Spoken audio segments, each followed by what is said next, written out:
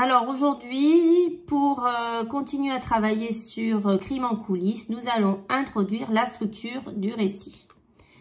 Une histoire se déroule de manière chronologique en respectant la logique du récit et l'emploi de connecteurs temporels.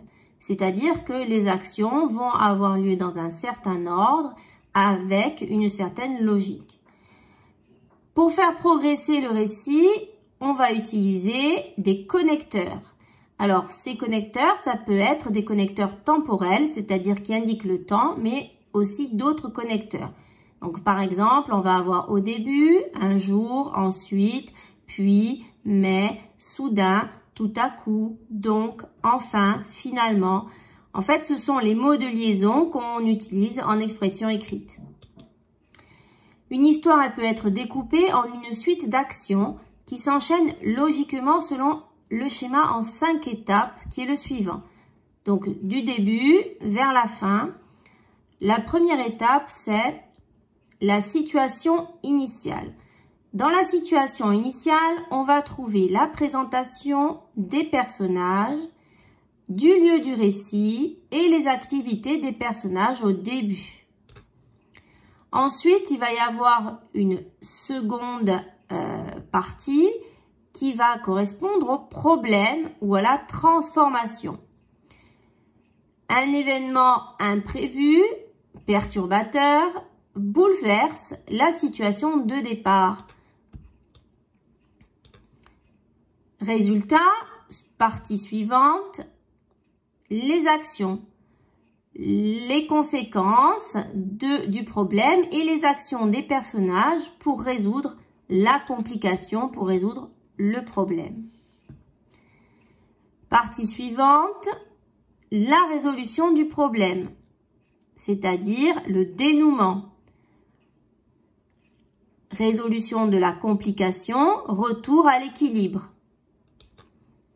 Et enfin, la dernière partie, situation finale, ce qui a changé par rapport au début de l'histoire. Donc ici, nous avons une histoire et on va ensemble repérer les parties. Alors là, Marie, Jean, Sam et Arthur sont les meilleurs amis du monde. Ils adorent faire du vélo dans la forêt. Aujourd'hui, ils sont partis vers 15 h pour rejoindre leur site favori.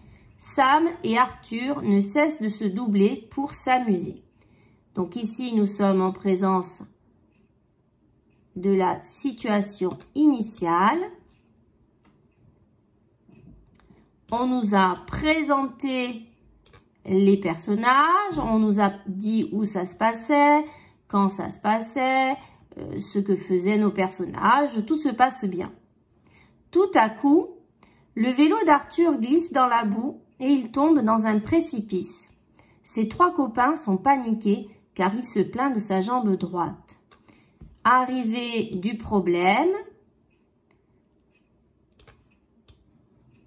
qui va modifier la situation initiale tranquille. Et on peut repérer ici un mot qui introduit souvent le problème tout à coup. Alors, Sam et Jean décident de rejoindre le village pour prévenir les secours. Quant à Marie, elle reste avec Arthur pour le soutenir. Donc ici, nous sommes en présence de la situation des actions. Le problème est arrivé. Les personnages agissent face au problème. Au bout d'une quarantaine de minutes, les 2 garçons reviennent avec les pompiers. Ces derniers amènent Arthur à l'hôpital. C'est la résolution du problème. Quelques heures plus tard, Arthur rentre chez lui avec ses parents.